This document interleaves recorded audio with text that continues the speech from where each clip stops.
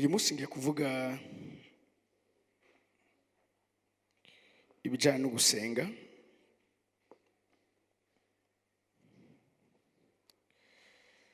Gusenga nk'itegeko ry'impwemu. Bwira umuntu arandi yawe ati gusenga ni itegeko ry'impwemu.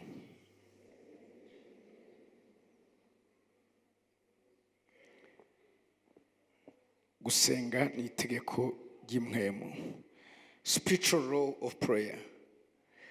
Uyu munsi cyane aza kuvuga uburyo butandukanye bwo gusenga.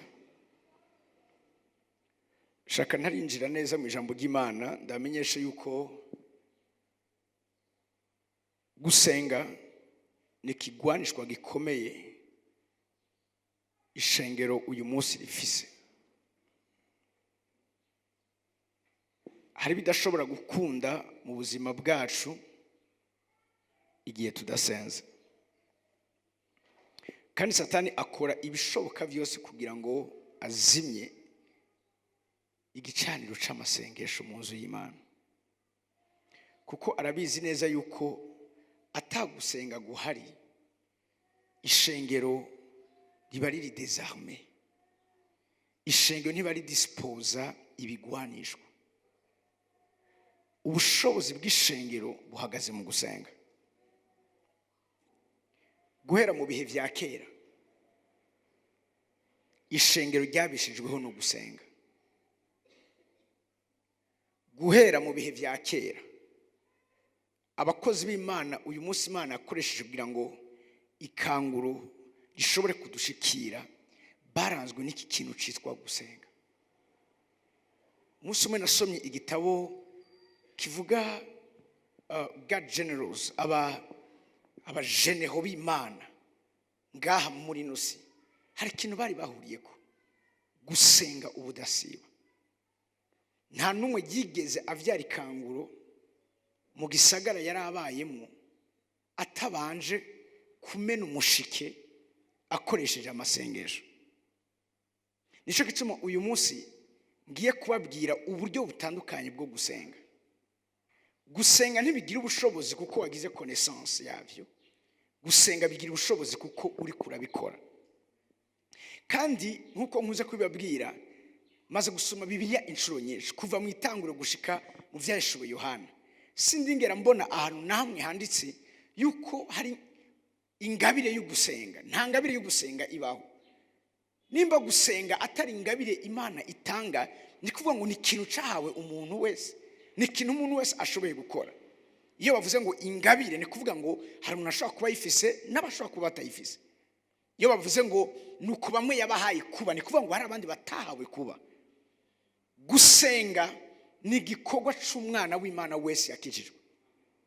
Kandi nimba ari ikintu ubwirizwa gushirako umwete wose ukitwareka mu buzima bw'iwawe, ni ikintu citwa gusenga. Iyo usenga uranesha. Ndafise quote namandiko ndavuga, when you pray you win, if you fail to pray you lose. Impamvu abana b'Imana bananigwa bafailinga n'amasengesho make bafise mu buzima bwabo. Iyo ariko navuga amasengesho make, ni kuvuga ngo nta mwanya bafise wo gukonsakra umwanya wabo mu gikorwa cyo gusenga. Gusenga ndavyita igikorwa, ndavyita ministere. Kandi buri muntu wese yahawe, buri muntu wese afise. Turiko turavuga uyu mwaka wo kugendererwa n'ijuru. Ni bake Imana yagendere batabanje kuyihamagara. Ubwayo nivuga ngo mpamagara nanje ndakwitaba. Kugira ngo tubone kugendererwa n'ijuru nuko tuba twayihamagaye. Biga sivuga ngo ivyo mukeneye byose bimenyeshwe Imana mu gusenga. Suko Imana itazi ko hari ivyo ukeneye mu buzima bw'iwawe.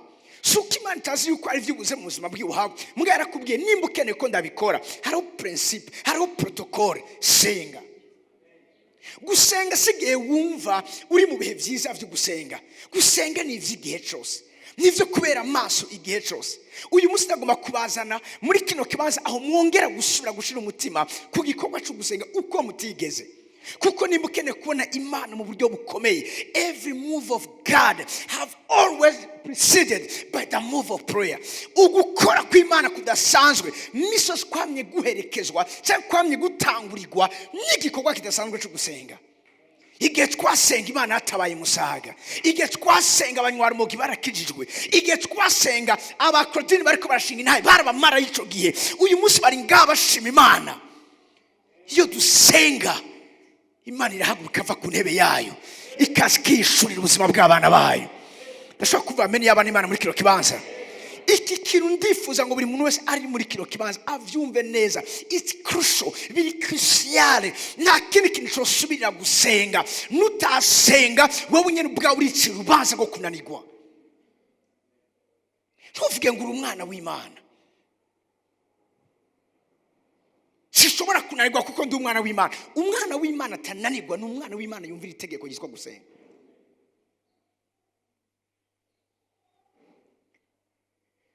Narababwiye umunsi umwe kuvuga ubutumwa imbere y'abantu biroroshe iyo umaze kubikora. Kuririmba biroroshe, kuvuza biroroshe, kugira protokole aho uravyumva nyene nuko ufise umugongo ukomeye ugahagarara umwanya munini. Guteka biroroshe, kwisiga biroroshe, kwambara biroroshe, kunyonga umuduga biroroshe.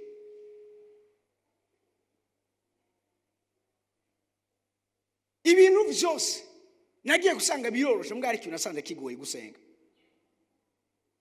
Umuvuga ubutumwa ashaka kuza akigisha atigeze asenga, mbwa mubwire ngo asenge. Ivyorohera bose. Ariko ari kintu ijambo ry'Imana ritubwira mu gitabo ca Zekariya igice ca 12 ku murongo w'10 baravuga ngo nzosuka ku nzu ya Dawidi. Ico gihe Imana yabivuga yari ki projecta imbere ivuga ngiki cyo nzokora. Nako ndabwire ko uyu munsi ico gikorwa Imana avuze kizokora cyo gusuka imhemu y'ubuntu niyo gusenga carabaye. Igihe wakira muhemu Imana, igihe wizera Kristo umwami umukiza, muhemu Imana yaje kuba muri wewe. Ubuntu bwo gusenga buri kuri wewe, ubuntu bugushoboza gusenga buri muri wewe. Nta mpamvu yuko utabikora kuko igikenewe cyose cyaratanzwe. Usomye ijambo ry'Imana tubona abantu Imana yatabaye. Batabaye kubera iki? Kubera ko bahagurutse bagasenga. Murazi igihe Hamani yari yasaze kugira ngo arimbure ubwoko bw'Abayuda bose. Ijambo ry'Imana rambwira ngo Mordekai yaraze ubushobozi buri mu gusenga. Aragenda abwira Esteri, arambwira ati umviriza, genda ukoresha ubwiza gukora. Arambwira ati nibikunda umwami atanuzi noki ngo ntumeko ngiye inkone ziramfata zikanyica. Nitegeko rihari gibwami sishobora kuvyora iyo protocole. Arambwira ati umviriza nutabikora. Hari amajambo abasenzi bavuga, iyo mvuze abasenzi si babandi bama bari mu vyumba. Ariko ndavuga abasenzi n'umuntu amaze kumenya neza icyari cyo gusenga. Mumbabarire kuko benshi mu nzu y'Imana oriye yuko abasenzi babaye abasezi b'Imana nabaza gusega Imana. Nabwiye iyo ukiri mu byo gusaba Imana, iyo ukiri mu byo kwa muri kwabwira Imana ivyo ukeneye, uracyari hasi, urakeneye gukura ukaduga ku rugezo aho urondera mu nyonga y'Imana, urondera kumva icyo Imana ikiravuga, urondera kumenya ubugombe bw'Imana hejuru ubuzima bw'iwawe. Hari amajambo abantu bafise ibanga ryo gusenga bavuga bitandukanye n'abandi. Mordekai yaramubwiye ati umviriza, je m'en fiche kuri kurambira ariko umwami atagutumye ko udashobora kuja kumura mubwira ikibazo ufise. Haramubwiye ati nutabikora Imana izohagurutsa undi abikora, ariko wewe n'umuryango wawe muzorimbuka. Esteri aca yuguruka amaso, haramubwira ati nari nibagiye yuko nubwo bitaba bishoboka hari uburyo bubiforsa gutuma bishoboka. Aramubwira genda mufate iminsi 3 musenge, nanjye ndagiye gusenga hama nzogenda. Iyo usenga umviriza hari ikintu kiza gikore. Abantu benshi b'abana b'Imana buzuye ubwoba ni manke y'amasengesho mu buzima bwa. Iyo udasenga igihe cyose wamana ubwoba bw'ubuzima, wamana ubwoba bw'ejo, wamana ubwoba bw'ibishobora kwaduka. Ariko sinigeze mbona umuntu asabana n'Imana agira ubwoba ngo ejo nzofungura iki, ejo nzobaho gute, ejo mbega hamwe no gwara covid yogena gute. Iyo uri igihe cyose wamana permanence mu bwiza bw'Imana, urazi neza ko aho umusavyi w'Imana ari niho nayo iba iri. Aho ugendera niho igendera, aho uba uri niho nayo iba iri. Ijambo ry'Imana rya muri Zaburi 91 ngo ababa mu bwigobeko bw'isumba byose bazokoma iminsi yose bari mu gitutu cy'ishobora byose. Aho niho tubwirizwa kuba. Umbabarire amasaha menshi wiza kuyamara ku kazi kawe. Nivyo nimba ukora ni vyiza gukora, biravuga mukore, ariko niyo ukora umwanya munini rondera umwanya munini wo gusenga. Nagiye gusanga ofete iyo umuntu akiri umwana mugakiza aba yumva umengo nta mpamvu yuko yosenga, aba yumva umengo Imana irazi ivyakeneye, ariko umviriza uko utera ukura, uko utera ugira impact, influence, uko utera ukura mu buzima bw'Kristo, niko ugenda wumva ko gusenga ni ikintu kidashobora gusubirizwa n'ikintu na kimwe. Haleluya. Igihe basenga iyo minsi 3 Esteri yaragiye adafise ubwoba bwo gupfa. Aravuga ati umwami ntiyantumye ko mugabo ndagenda ndamubwira ikibazo dufise. Umwami akimubona yihutira kumutunga intoki kugira ngo inkoni ntizimufate ngo zije kumwica. Maze aramubwira ati mwami kazi wanje ushaka iki? Raba kino kintu. Bamaze gusenga umwami yatanguye gushaka kwishura ibibazo atarumva. Yatanguye kubwira Esteri ushaka iki ga mwami kazi wanje? Niki gutumye uza aho ndi? Mbega sabi ushaka cyose n'igipande cy'ubwami bwanje ndakigwa. Umwami yatanguye kumwemera ivyo ataramusaba. Ngiki kintu kiba igihe cyose twama turiko turasenga, ivyo tutarasaba Imana iba yamaze gutangura kubidisiponibiliza ku buzima bw'abantu bari muri kino kibazo bakamamera imeze neza. Yatanguye mbwira ushaka iki? Nubwo kibi gipande cy'ubwami bwa ndakiguha. Tavyo yari yasavye. Mugabo nuko hariho amasengesho yari kugikogwa, hari cy'amasengesho ari karativa. Ndagomba kwire ko amasengesho ni yazohagurutsa Imana mu buzima bwawe. Amasengesho ni yazohagurutsa Imana mu buzima bwawe. Amasengesho ni yazotuma ibitagenda bigenda. Amasengesho ni yazotuma ibidashoboka bishoboka. Gusenga. Amen. Magatu y'Abanyefeso igice cya 6 ku murongo wa 18.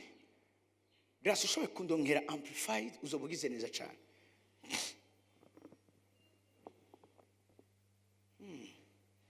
Uyu munsi ari abantu bari mu vyaha kubera ko babuza ababasengera. Umbabarire uyu munsi ari abantu ingwara ziriko zirica zitari kwica kubera ko habuza abasenzi. Umbabarire ibibazo iki gihugu gifise habuza abasenzi. Maza kuvyumva mu mwanya. Abanyefeso 6:6 aravuga ngo musengere muri mwe ibihe byose mu buryo bwose bwo gusenga no kwinginga. Bavuze ngo musengere muri mwe ibihe bingahe vyose. Musengere muri mwe ibihe vyose. Musengere muri mwe ibihe vyose. Bavuze ngo mukoresheje iki? Uburyo bwose bwo gusenga no kwinginga. Uburyo bwose. Bavuze uburyo bwose muravyumva neza yuko si uburyo bumwe bwo gusenga. Ntihari sorte imwe y'amasengesho, ntihari sorte imwe, ntihari type imwe yo gusenga, ntihari uburyo bumwe bwo gusenga. Bavuze uburyo bwose bwo gusenga no kwinginga. Uburyo bwose. Uyu munsi naza kuvuga umwanya wadukundira butatu, ariko umunzo ubanaye kuko uku kwezi nta kinzo bandiko ndavuga. Uku kwezi no kuvuga ibijyana n'ubusabane. Nisho gusabana ni imata ko turasenga. Bavuze ngo pray at all times. Mucyonse bavuze ngo musenge ibihe byose. On every occasion. Kuri occasion yose uronse. Nimba uri muri pause, nimba baguhaye konje ku kazi senga, nimba uwo mwanya ubaye libre senga, nimba ari mwijoro kuba ntatira ufise senga, nimba wumva wosenga senga, nimba wumva utosenga naho nyene senga, nimba wumva wacitse intege senga, wumva uri kurategwa intege senga. Ntidusenga kuko bimeze nabi, n'igihe bimeze neza naho nugusenga kuko nta gihe kiri dangereux nk'igihe cy'impore ku buzima bw'umwana w'umuntu. ikintu mwacumvise burya igihe kigoye si ibihe bigoye. Igihe kigoye ni cya gihe ubona ko ari impore, tout va bien, byose bimeze neza. Kijya gihe nisho gihe kenshi umugwanizi acamo, kuko arabizi neza yuko none uri mu bibazo urasenga nyene urarondera Imana. Muraza abantu baza ku Mana kubera ibibazo bafise, hani igihe Imana nabibateza kugira ngo inabaronke. Parce que umuntu yagize ikibazo ararondera Imana, fise uburoro bwinshi. Hari umuntu iyo ndamubonye mbaze ko ari ikibazo yagize, parce que imisi yose ndamubona ngaha kuko ari mu kibazo. Iyo amaze kwishugwa ndavyibuka igihe yari yatevye kuvyara, yewe ntiyasiba ngaha, araza umunsi umwe ndamusengera, inyuma yaho arasama aravyara. Mu imasi n'ikibazo kindi soya kugira ndamubona ndamaze wana amahoro, kuko imisi yose yari impore ntiyigera aza gusenga. Mugabo agira ikibazo arazi kameme ko muri CRG hari Imana yishura ataza. Hari igihe ivyo bikora Imana igahora ukibaza ngo uhanye nayo. Mugari igihe ivuga ati dupfana ivyo ndagukorera, hari igice yihorera kandi gahora umwanya munini. Ntusenge kuko ufise ikibazo, n'igihe bimeze neza uri kuraheza gigo senga Imana. Igihe biriko umva nyene, hari igihe winjira muri periode yitwa periode ibisubizo. Ni kuvuga ngo akantu kose ibana karacamo, ikintu cyose kigenda neza, iyo periode profite usenga uko utigeze gusenga. Kuko sindiko murabibona Imana ibihe byo ngaha mu isi yagiye ibigira parallel, donc irabibangikanisha. Sindiko ndakivuze neza, bigenda bibangabanganye. Usomye Umusiguzi igice cya 3 bavuze igihe cyo kuvuka, bacavuga contraire yacu igihe cyo gupfa. Bavuze igihe cyo kubiba, bacavuga contraire yacu n'igihe cyo kugira iki, cyo kwimbura. Bavuze igihe cyo kubaka, bacavuga ni igihe cyo gusambura. Ni kuvuga ngo wubatswe burya hari umugambi wo kugusambura uhari n'ahatavyuze. Nico kitububwiza gusenga.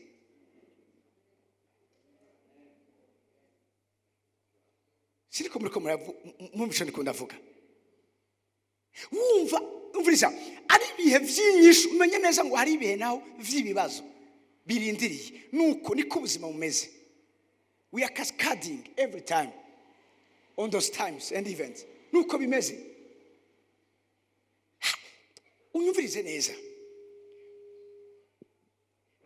Ejo nakunda hezagira mariage, ndabwira abageni piano igizwe bayita amatushe y'uburyo bubiri. Sindiko murayibona, zimwe zirera izindi zirirabura, kugira turonke ijya musique nziza ivuye muri piano. Niba bavuga izera gusa, izera nishobora kuguha umuziki uryoshe. Kugira ngo uronke musique imeze neza nuko baza gufyonda izera bagafyonda n'izirabura. Ubuzima buryosha harimo ibibi n'ivyiza. Imana niko yabigize, kuko kubakunda Imana byose bifataniriza hamwe kubazana. Umviriza, hari ubuzima utazokwigera ujwisamwo utigeze wumva umubabaro wavyo. Umwana yakuze bamwingingira ivyo kurya, ntazokwigera anezererwa canke yumva umunezero wo gufungura nk'umwana yakuze ashonje abibuze. Inyama iryohera uwayibuze.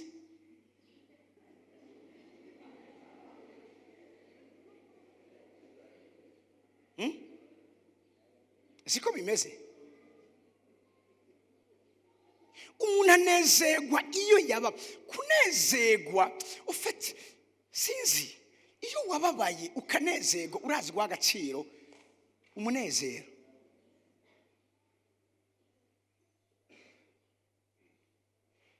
Umuntu ari karashima Imana ko yamuhezagiye yabanje gukena. Sico kimwe n'uwakuze byose byuzuye. Uwo nawe weza kukubwira ko katunze ntibiza kugutusha. Mugabo wa ndakubwira ingene yari kucavu, Imana ikamushoboza agapesa akaduga akaba ageza wicana ibikomangoma. Intayi wi très intéressant.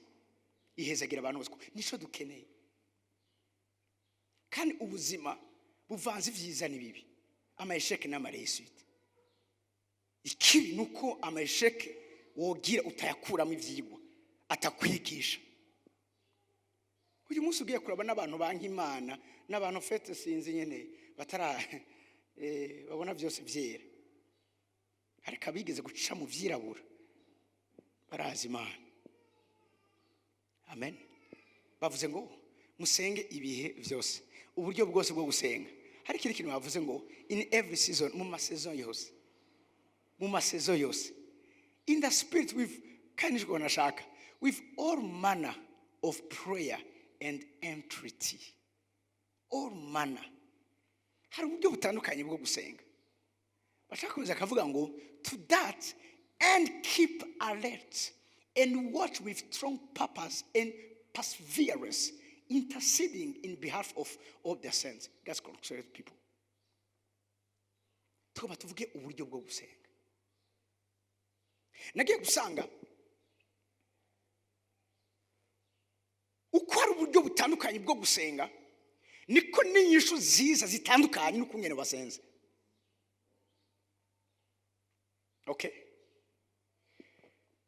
Iyo umenye uburyo bumwe bwo gusenga uzoronka uburyo bumwe bw'inyishu. Iyo umenye uburyo bwinshi bwo gusenga uzoronka uburyo bwinshi bw'inyishu ukene mu buzima bwawe. Nuko bimeze. Iyo bavuze gusenga hari uburyo butandukanye bwo gusenga. Uyu munsi ariko imbere ko twinjira ngaho kamwe gatonda kabwi nanakivuze kwa gatanu kingarukanira abebura gatanu ku murongo w'indwi. Iyo umuntu akomeye yareshije mu buzima bwiwiwe ariko arakubwira ati kora iki kintu, uri umunyabwenge uragikora utabanje kwiyumvira byinshi, kuko abafise impamvu abikubwira.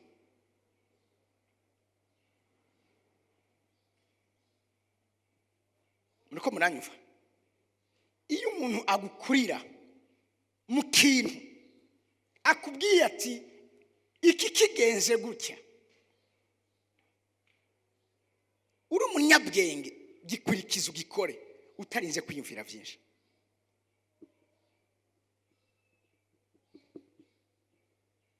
Nimba Imana itubwira ngo dusenge iri hejuru y'abantu, irazi gitumira tubwira ngo dusenge. Nabyo bari ngaho ku munsi wa gatanu. Mwari muzi ko Yesu igihe yaza kuducungura ngaha mu inosi, iyo aza kunanirwa gusenga atari gushobora kuducungura, suko yari yavuye ku Mana, aribyo byatuma ibintu byose bimushobokera. Soma neza Bibiliya yawe. Umwanya munini ya Yesu awumara ku musozi ariko arasenga, kuko yarazi neza iyo biva. Ikimenyamenya abigishwa be baramwegere baramubwira ngo mwigisha twigishe gusenga, kubera ko batamubwira twigishe kugwiza imikate, twigishe kugendera ku mazi, twigishe kumugura ibimuga, twigishe guhumanura abanyamibembe. Kubera ko bamubwira twigishe gusenga, bari babonye ko ivyo bahora babona nk'ibitangaza nk'ibimenyetso, ivyo barabona nk'amaresulta, hari aho biba vyavuye. Hari icyo twita source n'icyo twita ho source. Source ni isoko, ho source ni cyavuye mu isoko. Ibitangaza si source, si isoko. Umugisha si isoko, amavuta y'Imana si isoko, impact na influence si isoko, kureisisa muri kariyeri yawe si isoko. Isoko ni gusenga. Ni wasenga uzobona ayo mahususa ariko arakuzako, kuko byose biva ku gusenga. Nicyo cyuma bigishwa bose bari baciye ubwenge bamubwira ati master teach us how to pray, twigisha ingene twosenga. Arabwira ngo nimugomba gusenga mugende mu cyumba cyo hejuru. Icyo atanga kwabi imbere ko abwira ati gusenge gukena gutya, hari disposition ubwizwa kugira, hari uburyo witwa usenga n'importe comment. D'abord ni uburiza umutima wawe ubuza kumanza kumva no gusobanukirwa impamvu usenga. Kenshi abantu badatabura impamvu bakora ikintu, iyo bagikora nabi. Muse muraba abantu n'abandi bavuga ngo arakubwira ngo akayeri gusa ushobora kugahemukira hari igihe muganga akubwira ati niwasura ugashira gute imwe mu kanwa uzoba usezeye isi. Abo bantu bacamana imisaba ngo nakijijwe kubera kurumva nyene ntiyabihevye kubera ko ashaka kubiheba. Nuko muganga umwe amukurira yamubwiye ati amwe wo kuyihenda kubera rero ko abantu bikunda kandi Imana ibahezagira abantu barikunda. Bamubwiye ati ugasubiza nimara imwe igizoga mu kanwa you finish. Ako kanya aremera, uravyumva, akigumya kubera ko arikunda.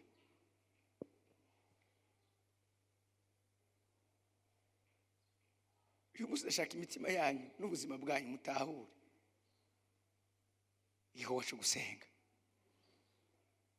kuko muvyumvirize neza biragoye kungenda ushaka gusuriviva muri inosi ukibihe.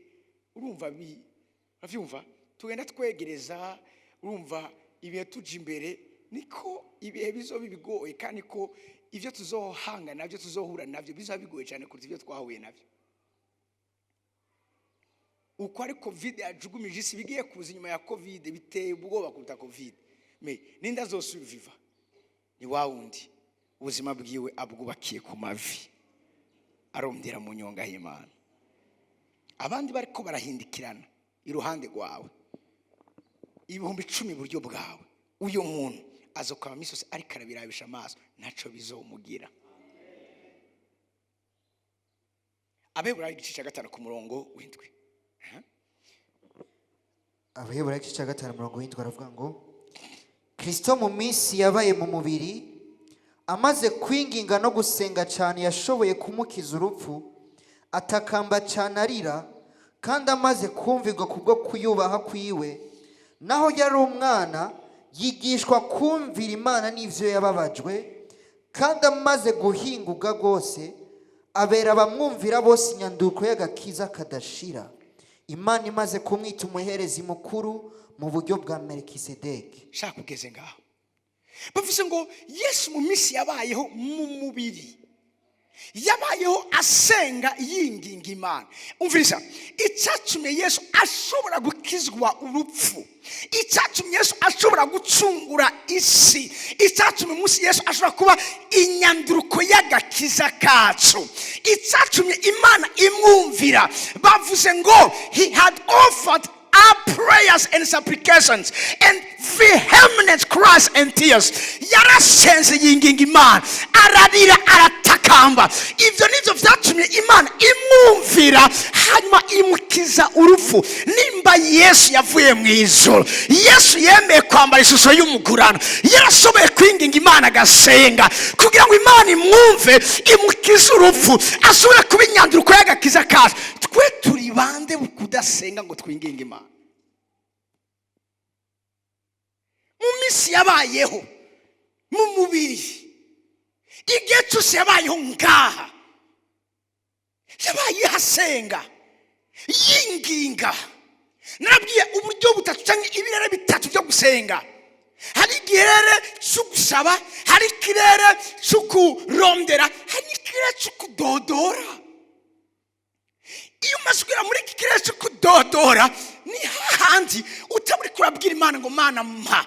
Iyo uri kuradodora nyumviriza neza, ni cyagihe ibyina hawe hamagara ibyina Imana, ni cyagihe urengegwa, ni cyagihe Imana kumvisha ugutera ku mutima wawe, ni cyagihe Imana gusangisha umutwe wawe, ni cyagihe Imana iguha igikorwa, iguha iyerekwa, mugatangura gukorana nayo. Haleluya. Nyumvise nakubwiye nivyo ndiho kugira ngo ndagusengere, mugabo wewe nyisengera kugira ngo Imana yishure, uracyari umwana. Kuko abamaze gukura ntibakeneye ababasengera, bakeneye gusengera abandi. Umviriza, ntusengera abandi kuko byose wawe ari sawa. Hamwe basikata bibazo mfise ndabifise, me ikibaza ndimwo si kibanza cyo kuraba ingorane mfise, si kibanza cyo kubona ivyo nafise, si kibanza cyo kubona ivyo nkeyaniwe, ikibanza ndimo ni ikibanza cyo kurondera imana, ni ikibanza nshaka imana, ni ikibanza nifuza imana. Iyo ndayifise, iyo nsabanye nayo, ndabizi neza nk'umukunzi wayo ntishobora kureka ibibazo byanje ngo bigume bihari. Izogira izikoze, izogira izihishuye, izogira izigaragaje. Iyo dusize umutima ku bibazo, tuba dekonekite n'umutima wayo, kuko nicyo Satani ashaka kutwereka. Yeretse Yesu mu bugaragwa ibuye, ati rabira ibuye rihindura umukate ufungure kuko urashonje. Iyo Yesu aza kuraba rijya buye agaciribonamo umukate yari kuba yeshuwe, mugabo yaranse kuri ibyo Satani ariko aramwereka. Harimo ati umuntu atungwa n'umutsima gusa, ariko atungwa n'ijambo ryose riva mu kanwa k'Imana. Miso Satani yamashaka kukwereka, kuko aya maso rimwe na rimwe atubera umwanzi akomeye. Wikubwira ngo amusanze, raba ubu bwami bwose ndabuguha ni wafuka mukanze. Miso Satani akoresha aya maso mu kutwereka, uraronka bijya listen, nimba ufise imana. Neza kwabwira gakuru ka samandaringa, abandi bose umwami yarabagabiye. Abati ushaka iki, tije shaka kabande kinka, nawe ushaka iki, nandi shaka amatongo, nawe ushaka iki, bose baradondagura. Arabaza samandari, nawe samandari, nawe ushaka iki. Ati mwami je shaka kuba ku kirimba cawe, hanyuma misose uvyutse ugiye mu kazi kawe, mu biro vyawe, undamutse gusa. Ico je ndagusavye. Bose babona umengo samandari n'ikijuru, uwaje gusaba kuba bizokumarira iki? Ariko avuga ati kuba hafi y'umwami ni kugira akse ku by'umwami afise. Nta misi yaheze babantu yahaye akabande, yahaye rovyumva amatongo, batangura kugira ibibazo. Munyuma ati none umwami yaramaze kuduha, nataza gusaba tumubwira ingorane. Ati mugabo samandari ni yari, reka tumuceko. Ati samanda bite ni sawa, we kandi uravugana n'umwami. Ati misi yose mu gatondo ategeza kundamutsa. Ati none nta kuntu uwo mumbwirira ko hari umuntu ari karandenganya. Samanda aratoke, ninamubwira akabitunganya ufise gute? Ati jewe n'ukuri turacamo kubiri. Ati bya kweli sawa. Umwami yarengana, bonjour Samanda, urakomeye. Samanda agacateba kumwishura. Samanda nakuramukije, urakomeye. Samanda ni biki? Ati nta kintu kimbabaje kubona mu gihugu twara abantu bicira imanza uko bashatse nk'uko umengo nta mutwara hari. Samanda ivyo nivyo bikwabaje, abo bantu ni bande? Agaca avuga ikibazo. Nakura munsi wamuhaye ibi nibi nibi, hari umuntu ariko aramurenganyisa, umwami ugarashavu aho inagaca yaje, wa muntu akabara tunganirijwe. Samanda agaca agenda shiraha gutyo biro tuviye. Samandari afise ibirenze ibyo bafise, kandi ikindi gikomeye afise osi n'umwami mu ruhande rwiwe. Basi bigishe gatoya. Yesu avuze ikintu gikomeye, tutasukiranije nanje arasanzaza, kandi utampereyeko n'umwasi wanje, utampereyeko utabanje Yesu uri umwasi wiwe. Birumvikana ngiki gicapo nashaze kubaha. Yesu mu misi yose yabayeho ngaha, yabayeho asenga yinginga Imana, arira atakamba. Yashobora kumukiza urupfu, kandi kamutuma aba inyanduruko yagakiza. Okay, reka twinjire mu buryo bwo gusenga. Je ndavuga butatu nihuta. Uburyo bwa mbere, abandika mwandika, kandi mpore muzanaho mwandika.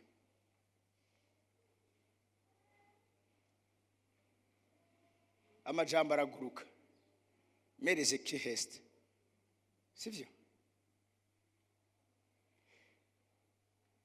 Uburyo bwa mbere bwo gusenga nubwo nita isengesho ryo kwizera, prayer of faith, isengesho ryo kwizera.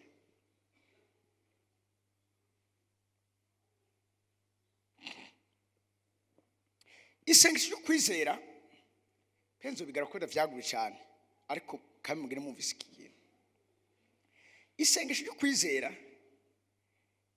ni isengesho dukoresha mu kwegukira ibintu ariko bihwanije n'ubugombe bw'Imana.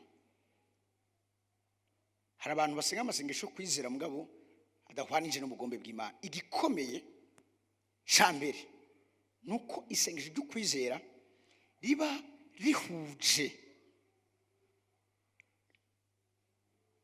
n'ubugombe bw'Imana ku buzima bw'iwawe.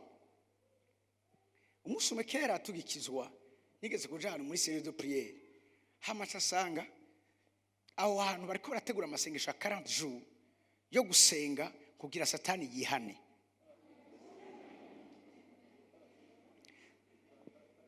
Ingene umuntu yavye introduire yavuze ati ibibazo byose bihari ni kubera satani. Igicuma abantu bakora ivya ni kubera satani. Hamwe twomusengera akihana abari bose gukora ivyaha nawe sitoma yomeneka iyo sengesho Imana izopfigishuye. Iyo nico gituma ni vyiza ko tumenye ijambo ry'Imana kugira ngo dusenge tuzi ubugombe bw'Imana. Magatoya Yohana wa mbere 5 wera ku murongo wa 11 ushikane kuri 13. Cyangwa soma 14 gusa. Soma 14. Yohana wa mbere cya 5 murongo wa 14 haravuga ngo kandi ubu nibwo bushizi bw'ubwo badufise kuri yo nuko iyo dusavye ikintu cyose gihwanye n'ivyigomba. Iyo dusavye ikintu cyose gihwanye n'ivyigomba vuga ngo iratwumva. Vuga ngo iratwumva. Ubu nibwo bushizi bw'ubwo badufise. Now this is the confidence that we have in him that if we ask anything according to his will, iyo usaba ikintu ifu kumaza kumenya dabura ubugombe bw'Imana. Ubugombe bw'Imana tumenyera mu ijambo ry'Imana. Cyo gituma reka kurindira ko bagusomera ijambo ry'Imana, reka kurindira ko bakwigisha ijambo ry'Imana. Gisomere, giyigishe, saba muhemu yera agutahuse icyo cyumva. Mubwira ati ndakwinginze nsobanura neza iki kintu. Imisose na sense muhemu yera ngo asobanure ijambo ntariko ndumva muri Bibiliya. So yaranisiguriye cyane naciye numva umuntu aza kubivuga uko narinda bishaka kubimenya agaca abimbwiye. Imana ashaka kukwishura isiye kuri wowe nyene ikoresheje wewe cyo kimenuka. Imana ashaka kukwishura ikoresheje undi muntu. Nico gituma igihe cyose twame dusaba Imana tumenye ikigomba icyo nacyo kiri mu ijambo ryayo. Numva amene ya muri kiro kibanza kuko nutamenya iki ubugombe bw'Imana buri ku buzima bw'iwa n'iri sengesho ryo kwizera ntizoba efficace. Haleluya. Iri sengesho nirimwo hariho utujambo abantu bakoresha ngo Mana nimba ubishoboye. Musumo Yesu ari umuntu yabimubwiye ngo nimba ubishoboye. Ni gambe nari mbonye Yesu baramubwiye umuntu aramubwira ngo nimba ubishoboye. Mariko gena Mariko igice ca 9 ku murongo wa 23.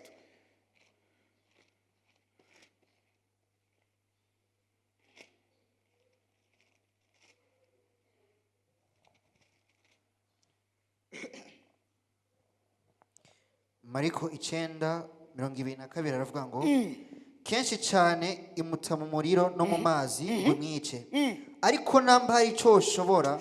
Namba hari cyo akakanwe namba hari cyo if you can believe. Apana inuze we usubira inyuma gatowe. Okay, but if you can do anything, have compassion on us and help us.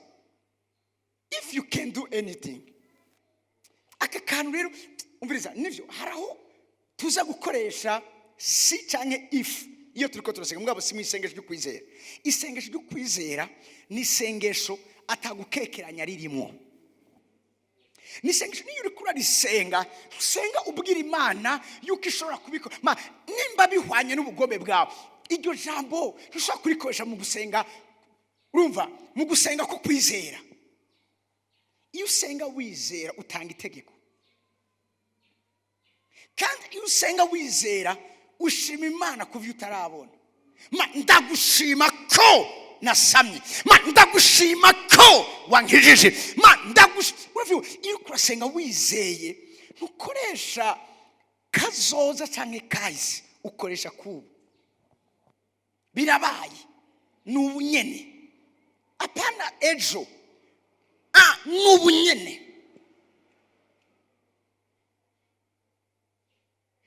Dusomye Mariko 11 ku murongo nyene wa 23-24, Yesu avuze ngo umuntu niyabwira umusozi ngo shinguka uteregwe mu kiyaga, nakekeranye yuko icyo avuze gikogwa, ngo azobona icyo avuze gikozwe. Umuntu niyabwira umusozi ngo shinguka, donc harimo itegeko. Iyo usenga wizeye ni itegeko. Mana kiza Musaga, apana nimba ubishoboye kiza Musaga, Mana kiza Musaga, kandi Musaga iragiye gukira mu izina rya Yesu. Ibyo ni isengesho ryo kwizera.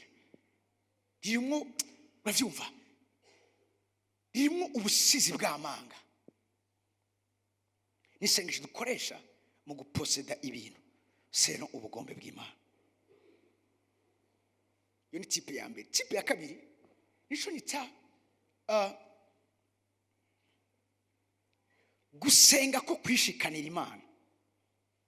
Gusenga ko kwishikanira Imana, prayer of consecration cyangwa prayer of dedication. Gusenga ko kwishikanira Imana. Gusenga ko kwishikanira Imana, rya jambo si rirakora. Gusa iyo umuntu asenga yizeye, itandukanye riri mu gusenga wiyegurira Imana no gusenga byo kwizera. Nuko iyo usenga wizeye cyangwa iyo usenga ukoresha gusenga ko kwizera, iryo sengesho nturigarukako. Isengesho ukora rimwe gusa. Ku bantu basengera ikintu kandi akumva ko yizeye, mugabo agacagaruka agasura akagisengera, uyo muntu ntabaratahura neza gusenga ko kwizera, prayer of faith ingene ikora. Iyo wasengeye ikintu ugakoresha gusenga ko kwizera, ntukigarukako, ibisigaye urarindira. Ariko mu isi y'imwemu urabizi neza ko byamaze kuba, hasigaye ko vyigaragaza, hasigaye ko vyimanifesta. Birumvikana? Peut-être ukeneye kugaruka kuri iyo sujet y'icyo kintu wasengeye wizeye, ugaruka ushima. Ndagushima kandi ndagushima ko wankoreye mariage, ndagushima ko wandihiye ishuri, ndagushima ko wampaye umutahe, ndagushima ko wampaye akazi, ndagushima ko visa yabonetse, ndagushima ko umwana wanje yakize, ndagushima ko umugore wanje yatabawe.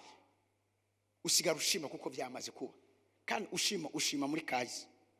Apana ko Imana igiye kubikora kuko tujuru ubugarutse hahandi nyene. Birumvikana ibyo ndavuga.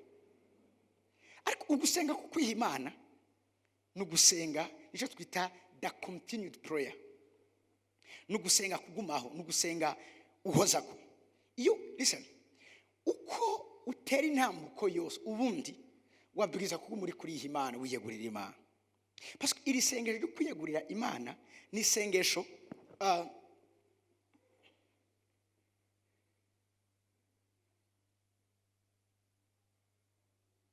okay, isengesho rikuzana ahantu Imana igufata wese. Mwari muzi ko abantu Imana itarafata iki kirundi, okay, itaregukira gose kandi atana kimwe gisigaye. Abo bantu Imana misoza yamifise akarimbe ko kubakoresha. Cyo bamukozi Imana yitwa Catherine Kuhlman yaranditse aravuga, umunsi umwe yarabwiye abakozi Imana babwira ngo si bijanye no gusenga kwacu, ni bijanye no kwiyegurira Imana kwacu. Donc igihe cyose ukeneye gukorera muri rosunaturel, mu bitangaza, nukungene ikisinzo cibagira. Niga mu 11 nagira urugendo rurerure kuva muri Twonone ugenda hariya mu Kibenga aho bita ku Kasoko, hajya iruhande hajya hari zone, hajya hahora hari agasoko, ishuri iruhande ya kuhahuje niho nize. Ngira amasengesho y'imisi 21, nanywa amazi gusa. Iyo misi yose amazi gusa niyo nanywa, niyo yarambeshejeho. Nta kintu ariko ndasaba Imana, ko ndabwira Imana, Mana ndakeneye kunkoresha mu bitangaza warabimbwiye, mugabo ntibihagije kuba warabimbwiye. Bakisuka Imana ikubwiye ikintu cyo bisigura ko uca wicara ugacukoza rebwa ngo bizoca vyikora. No, Imana yakubwira ikintu, irakubwira nzoguhezagira, ngakigaruka kubwira ati kora, nzohezagira ibikorwa by'intoke zawe. Imana yakubwira ngiye kugukiza, ngakigaruka kubwira senga, nzogukiza mugabo senga. Imana aza kubwira ngiye kukwishura, ngera kubwira ndondera ubudahumeka. Siniko ko muravyumva. Imana yambwiye muri 2004 kizonkoresha, mugabo ico gihe ndabwira Imana, Mana ndakeneye kunkoresha. Imana ishimgira ngo abantu bose nkoresha mu isi n'abantu banyihaye, notangwe kumenya ibijanye no kwiyegurira Imana. Maze imisi 21 inywa amazi gusa, nonza abantu bose bazi ngo ndagwaye. Nubwo rugendo rero umva rwo kugenda, ibaze kuva ngaho ugenda mu Kibenga, nashika ndi ntere muhira. Imana irambwira ngo abantu bose nkoresha, abantu bose nakoresheje n'abantu banyihaye. Mbona iyerekwa, mbona shifo murayibona. Shifo irashobora kuba ari nini, mugabo umuntu ashobora gufata akayifunya igatini gakwira mu kiganza. Uyirekuye iraba nini, mugabo kandi ashobora kuyifyonda ikaba ntoya. Imana irambwira ngo nimba ushaka ko ndagukoresha, mera nka shifo, unyemere ndagufyonde, ndagukwize mu kiganza canje. Niwamara gukwigwa mu kiganza canje, nzogukoresha ibidasanzwe. Ufe niho nagiye gutahura iki kintu cyo kwiha Imana. Iyo tuvuze kwiha Imana ngo Mana ngo ndakwihaye ntibigarukira ngaho. Iyo uvuze ngo Mana ndakwihaye, nuko kandi wemeye yuko niyakubwira ati kora iki kintu uzogikora. Harabona bwina hari Imana itunaniza, ariko ibikeneye mwabo ngeneje mu Imana ryatubwiye ngo yigishijwe kwihangana niki no kumvira. Muriko murani univyo yababajwe, yigishije kwihangana nivyo yababajwe. Imana yaca mu bintu bitubabaza kugira ngo idufunyafunye, idufyondafyo, dutume uravyumva nitugira confiance. Hari vyikubwira sinzovyibagira umunsi umwe hari kwaragwa imvura. Mwese murabizi yuko imvura ikiragwa hararyoshe kuryama. Cyane mpemu yararambwiye ngo vyuka uje muri iyo mvura uyisengeremo. Oya nawe imvura ndashaka kugwara umusonga mpemu yera. Twamuduse ama excuse, arambwira soka hanze. Nari gushaka gusengera mu cumba, nari gushaka gusengera muri salo, mugabo arambwira soka hanze. Canja muri iyo mvura narasenze kuruta gushitsa iheze. Hama mejeje handi kundagirwa gutya, arambwira ati tugenda woge uko nena byarango hari ubwiza bw'Imana sanga narambarahi. Rero abakera murabizi ngaha amazi yatembera ngaha, niyo tuva ivyondo vyose byangiyemo, genda woge uce uryama.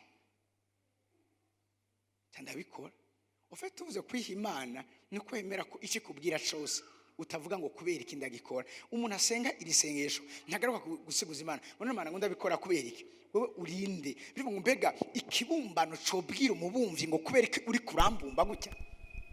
Iyo ugeze aha hantu iyavuze uvuga ati Yesa uremera gusa hamugakora. Execution d'abord, discussion cyangwa réclamation après. Nuko isengesho ryo kuyegurira Imana.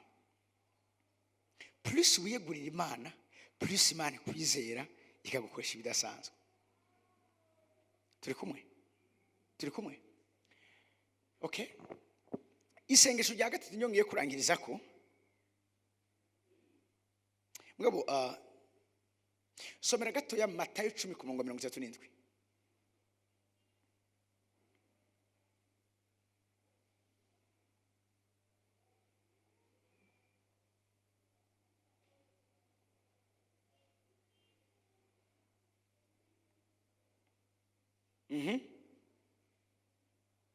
Matayo igice c'icumi 37 baravuga ngo ukunze se canke nyina akabandutisha ntaba nkwiye, kandi ukunze umuhungu wiwe canke umukobwa wiwe akabandutisha ntaba nkwiye. Mwavyumvise? Hano Yesu ariko aravuga ngo shaka kuba uwa mbere mu buzima bwawe, ntagire undi muntu undutisha. Ntundundishe papa wawe canke mama wawe, ntundutishe uwo muvukana canke inshuti yawe. I need to be number one. Shaka kuba uwa mbere mu buzima bw'iwawe. Ntakene gufata ikibanza cya kabiri, akeneye ikibanza cya mbere. Iyo umuntu yegurira Imana aheba vyose, nawe nyine ubwiwe akiheba. Hari ikintu gikomeye Yesu yavuze, aravuga ngo ukunda ubugingo bwiwe azobutakaza. Mani majambo, uwamba ariko arasenga kugira gusa aronke ryasengesho kwa gusenga ko kwizera, ariko ntashiye ko gusenga ko kwiyegurira Imana, uyo muntu ashobora gutakaza. Ukunda ubugingo bwiwe uwazobutakaza, ngo ariko ubuheba ku bwanje uwo ni wazobuzigama gushitsa ibihe byose. Hano ariko aravuga consecration. Somera Luka 14 ku murongo wa 26. Luka 14 mirongo 26. Luka igice ca 14 mirongo 26 turavuga ngo ati umuntu niyaza kuri jewe ntiyanke se na nyina n'umugore wiwe n'abana biwe na bene nyina n'abashiki biwe mbere n'amagara yiwe nayo ntashobora kuba umwigishwa wanje. Yesu uri kurambira ngo nanke umugore wanje. Yesu uri kurambira ngo nanke mama wanje, nanke abo tuvukana. Ngavuze ngo nutabanka ntuzoba unkwiye, ntushobora kuba umwigishwa wanje. Ofete nariko aravuga ngo tubanki, mugabo ariko aravuga ntitubahe ikibanza cya mbere mu buzima bwacu ngo Yesu aze inyuma. Nico ariko aravuga. Imana igomba ko twankana, nga nubwo ukunda umugore wawe, nubwo ukunda umugabo wawe, ariko Yesu abwiza kuba uwa mbere mu buzima bwawe. Hama urazi gituma ni kuneza yacu. Iyo ukunze Yesu cyane buryo uzocukunda neza umugore wawe cyane. Hari abantu bataramenya neza gukunda. Ofite gukunda ni hishurirwa umuntu abwiza kugira. Kuko twese turakunda inkoko, mwana we tuyikunda kugira ngo tubane nayo, tuyikunda kugira ngo tuyige. Hari ukunda umugore we kuko haranduhura, uravyumva, n'ibindi byinshi nyene amuronkako. Mbese ubwo rukundo Yesu ariko aravuga, ni wakunda Yesu azoca guha uburyo bwiza bwo gukunda umugore wawe, utamukunda nk'inkoko cyangwa utamukunda nk'akabenzi, ariko umukunda nyene nk'umugore nkuko bikwiriye kumukunda. Kumukunda sico umubonamo cyangwa umuronkako. Ubundi uza gusanga gukunda Yesu bizokwigisha ko gukunda umugore wawe no kumwihebera. Gukunda Yesu bizokwigisha yuko gukunda mama wawe canke papa wawe hari uko ubihebera. Abo muvukana, inshuti zawe ndetse n'abantu bose, nuko ufite ni wamara gukunda Yesu azokwigisha ko gukunda neza no kwitangira abandi, no kugira icyohe byo kugira ngo abandi bamererwe neza. Ubwo nibwo rukundo. Wowe batacuri kuraheba kuri uwo muntu, nimba ari umugore wawe, nimba ari umwana wawe, nimba aramuvukana, nimba ari sinzi abantu kanaka mu buzima bw'iwawe, mani majambo uri kurabakunda nkuko bereye. Urukundo rwiza rurihebera abandi, urukundo rwiza rusipota abandi, rwihanganira. Nubwo rukundo nayo ubundi n'umuntu avuze ngo ndakunda inkoko, ndakunda imbata, ndakunda, ntubikunda kugira ngo ubibone. Nuvuga ngo ndakunda ngo je ndi umworozi, nkunda inka kubi, burya ntayikunda kubera ko nyene ari nziza, ayikunda kubera amatimuha, ayikunda kubera hariho abayikunda kubera icubahiro ibaha. Kuko afise inka nyinshi abantu baramwubaha. Hariho nk'ahantu ndafise inka, ndafa pase nagiye kuri anterema Igihanga, baca barambira ati ngaha Igihanga icambere ukundira umukobwa nuko azi kunyonga ikinga neza. Igihanga nabe mwiza w'amataye atazi kunyonga ikinga akubite wima murayizi ntakundwa. Tukumva hari byinshi, ariko iyo Yesu tumuhaye ikibanza cya mbere tukamwiha ubwa mbere, azotwigisha uburyo dukunda kandi tugakunda biri mu Imana, biri godly. Birumvikana ibyo ndiko ndavuga? Yes. Mwabahungu ngo je sinzi kuresha, kunda Yesu azokwigisha kuresha. Haca bagenda kora ko batazi kuresha, urumva ngo je nitwa naka ngo nkoraha mpembwaya.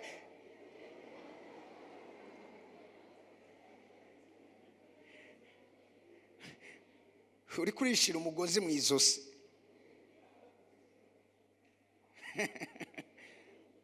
Haleluya. Okay. Reka tuje kunuza niyo ngiye kurangiriza ko uburyo bwira gatatu bwo gusenga canke type ya gatatu y'amasengesho n'amasengesho twita amasengesho yo kwingingira abandi. Prayer of intercession. Intercession.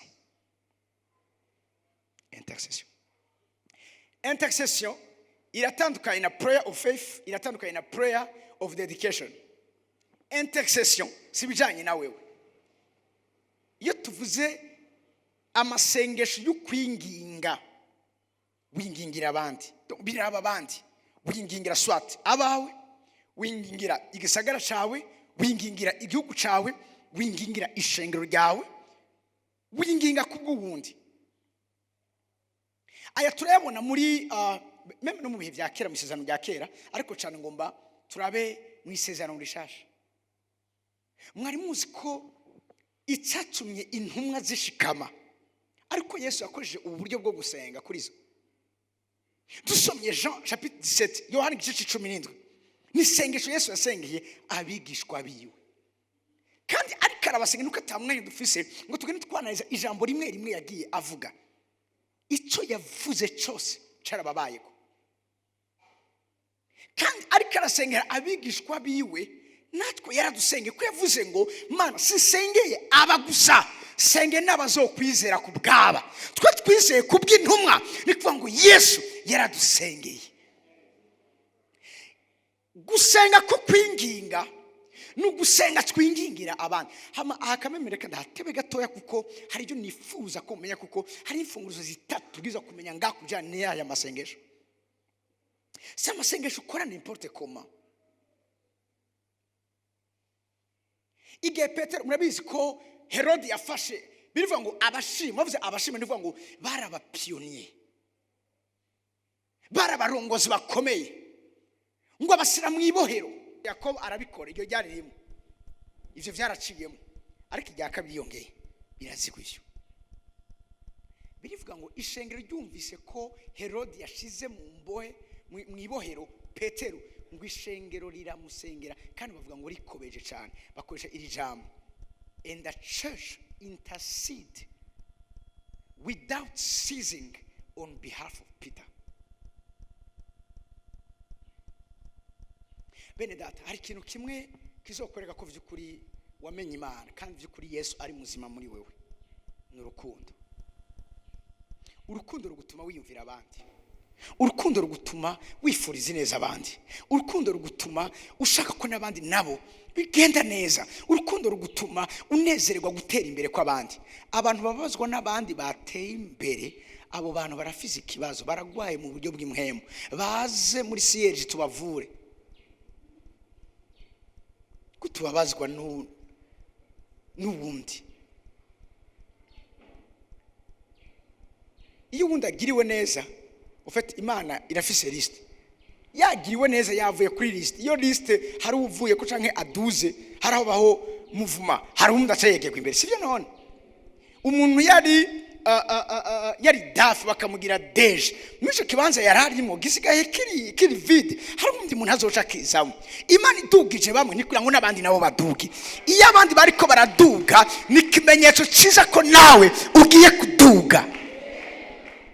Hezagira ibaze Yesu arageze ahantu kubera urukundo rwinshi havuga ikintu atawundi muntu yigeze avuga ngo mukunde abansi banyu kandi mubasenge. Burya n'umwasi nawe ntukamwifuze ngo nariho inkuru yigeze kumva muri Kenya umupastori yarashwanye n'uyundi bakora ibikorwa by'Imana, hanyuma aravuga ati asarava mu ishengero, mugabo avuye mu ishengero aragenda akora amasengesho y'imisi 3 je ne sais 3 jours, aravuga ati Imana azomenye neza ko nasizwa amavuta kandi nahamagawe nawe. Arabwira Imana ngo Mana n'irya shengero bice ricikamo kubiki umukubitsi muhona Imana. Ayo masengesho aragwiriye mu bana b'Imana, amasengesho kwicana.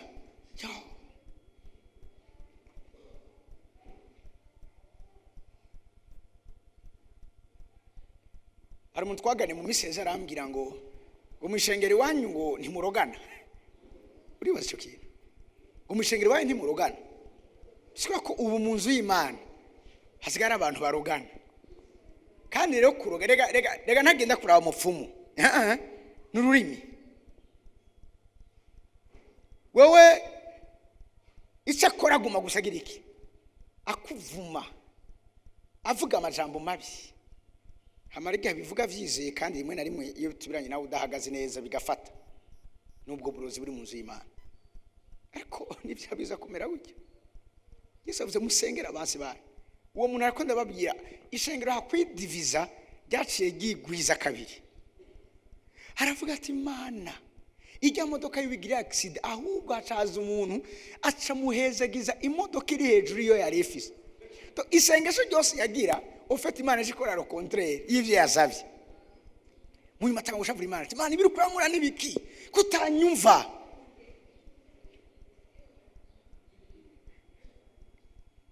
Mandela umunsi umwe bamuhaye interview aravuga ngo ikibazo abanyaburaya bafise nuko bashaka yuko abansi babo baca bacika n'abansi babandi. Donc nimba jewe nankana na Claude akaba akundana na Diane, donc il faut que na Diane je namwa kuko akundana n'umwasi wane. No, he functiona gutyo. Ishari igono umutima mubi ntibiza gufata ikibanza mu mitima yacu. Biza kurengerwa n'urukundo. Basi ikibazo gatoye. Hari umuntu amaze kumva ingene gukunda biryoshe. Kuruta hari umuntu amaze kwankanga. Ndaba abantu amaze kwankanga. Kandi bese ni bande abantu amaze kwankanga. Bimaze gushikira bakanka.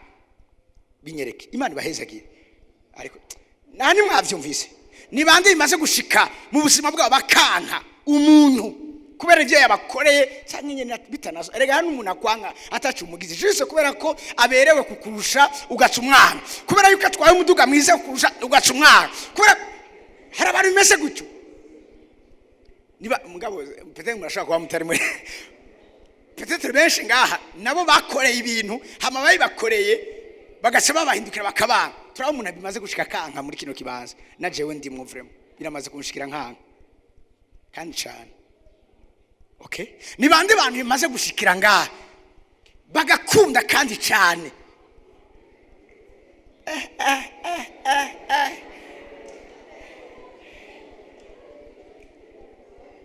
Okay, ikibazo cyane cya kabiri. Shira ku munzani mu mutima wawe. Igihe wanka n'igihe wakunda n'igiki cyari kiryoshe kuruta ikindi. Iyo wanka burya n'umubiri wawe nawe nyene tutangura nyene kukwanka. Umuntu ari karankana nawe nyene amererwa neza.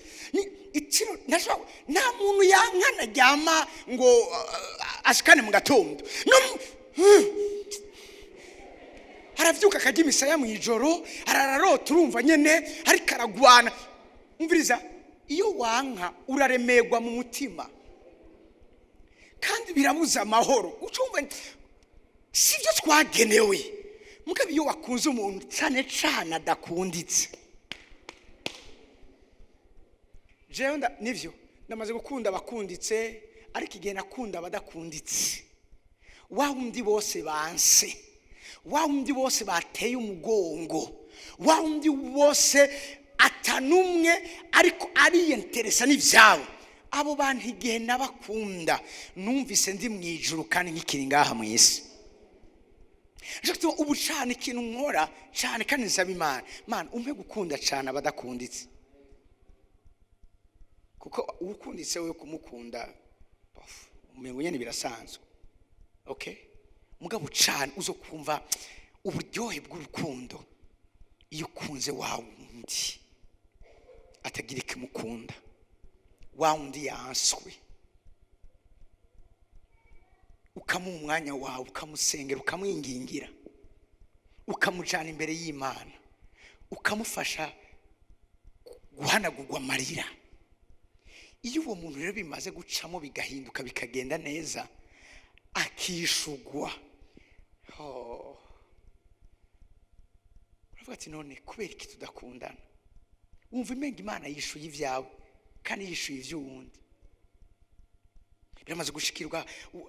Okay, reka okay, ibintu bitatu bijanye n'amasengesho yo kwinginga. Icambere, misos umbiriza ukeneye gusengera umuntu, hari ibintu bitatu biza kwitondera. Icambere, kumanza kumenya neza umutwaro afise canke ikibazo afise, ukakidefinisa neza bikaba clair net, ukavuga ni giki uyu muntu akeneye. Apana ngo ndagusengera umuntu, hari abantu bazi kuyikura abantu, hewe uransengera ngo yego nzogusengera, burya n'uburyajya, ndagusengera iki?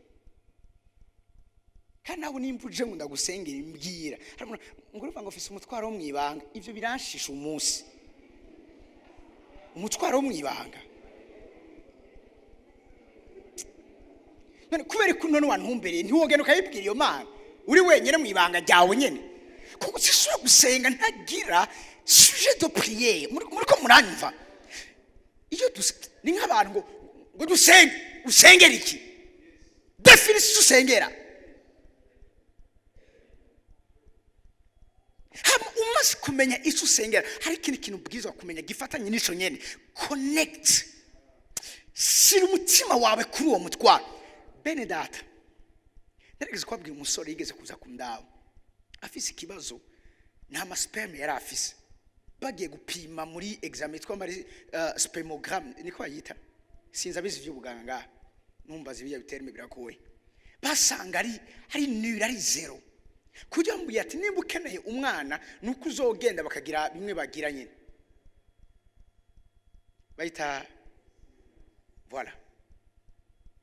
Hanyuma araza kundaba arambwira ati ukumbona ingene yabivuze, hari ukuntu umuntu muze mwisengere mumenye kungene mukomereka imitwaro yanyu. Hari ukuntu umuntu akomereka umutwaro vraiment ntumve ko bishaka ku mutima cyane. Nigiye umuntu akubwira ikintu ako kanya nyene ukumva arafasha umutima wawe. Hari maze kubwira ngo urumva ngwega wa mugabo yanyirukanye,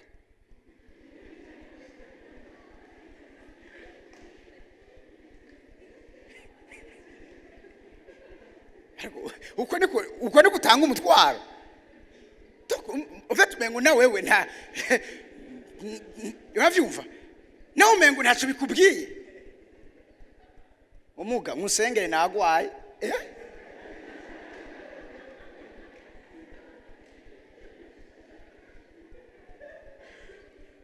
iyo ubwira umuntu ngo agusengere mubwire neza umutwaro. Kandi nukuri burya abantu benshi bishugwa n'Imana n'abantu umutwaro umaze kuremera. Utararemerwa n'umutwaro ntuzobifata seriously. Yaraje arambwira ati ukumbona apotre meze nk'irikarakasi ntacu mfise, ati niyo niyumviriye kugira mariage, ati cyama kinca mu mutwe misose nukungene nzoja kubwira petit frère akamvyarira umwana ku mugore wanje kugira ngo sinze mvugwe mu bantu ko ntavyara ndi ntavyara. Abimbariye tubwa vyagenze gute, anyereka ibipapuro ambwira ingene ameze. Arambwira ati Imana yampaye vyose, yampaye akazi, yarafise akazi keza cyane muri Uburyo umukado yakaronsa atarinze arahangayika. Shitse afuye gusoma igitabo mu mezi abiri akurikira amatara ukwezi kumwe yararonsa akazi. Afise vyose ati mugabo uyu munsi abantu bose apromotionnaire bane bose baragize mariage, uyu munsi batanguye kubaza donc kugira ibibazo no kumbaza ati mbega kubera kutarongora ubwo wewe nta kibazo ufise. ati naho ntagiye nta mupatiri ntarara nta masengesho ntarakora ati numvise uwo wasengeye dupfana ikintu hasi ndavuga ati umukozi w'Imana nanjye ndamukeneye ariko arabimbwira amosozi yantanze hasi taramwandika dufate iminsi 3 dusenge kumusugira gatatu Imana imvira mu ijoro saa 8 z'ijoro irambira vyuko usengere naga ndamusengera umunsi bwaca tubonana ndiko ndamusengera kubera ko umutwaro wari munini igice ukeneye gusengera umuntu ajya amasengesho kwinginga ifo ku mutwaro w'uwo muntu uba munini canke umutwaro w'igihugu ashobora kuba ari ikintu canke ari institution sinzi ifo ko biba binini ya muri wewe maze kumusengera asura kwa muganga bamuhaye ibiharuro birenze ku 79 millions de spermatozoïdes asarambira ngo ntibigikenewe ubu yaragize mariage ntibigikenewe ko ninaragenda mu Ubirigi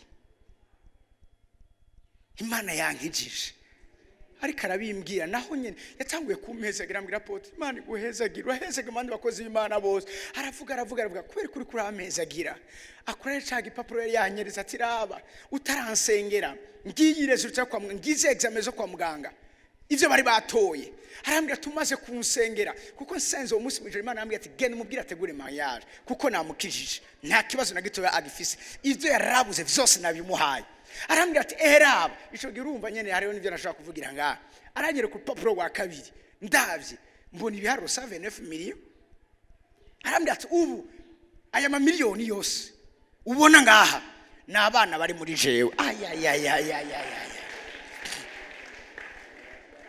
abimbwiye sinatwenze sinakomye amashi nkuko kwiwawe nabonye urukundo Imana idukunda nabonye ubuntu Imana itugirira biranya nyina sanga naturitse ndarira ukene gusenga aya masengesho menya neza umutwaro connecta nawo ube munini muri wewe ica kabiri haco nita en fait perseverance canke tenacity ku iyo kwasenga ano masengesho biragusaba ko uramiriza muri yo umutwaro wamaze kwakira mugabo uri kurasenga teba kugwa ikinyanya kuri iryo sengesho gira patience aho hantu Imana ishimo cyane hama icya gatatu uri kurasengera abandi bwiza kwitwararika no gusengera muri mpwemo ibintu bitatu icya mbere connecta no mutwaro menya uwo mutwaro usengera hama kandi wongere connecte wuzuri impuhwe z'uwo mutwaro icya kabiri gira kuramiriza mu gusenga usengesho kintu icya gatatu sengera muri mpwemo ibintu bitatu bizo gutuma iri sengesho rikora ku buzima bw'abandi Imana ibahezagire ku buzima mwanya katugarukirize ngaha tuzobananya hanyuma muhaguruke ku maguru yanyu dusenga Imana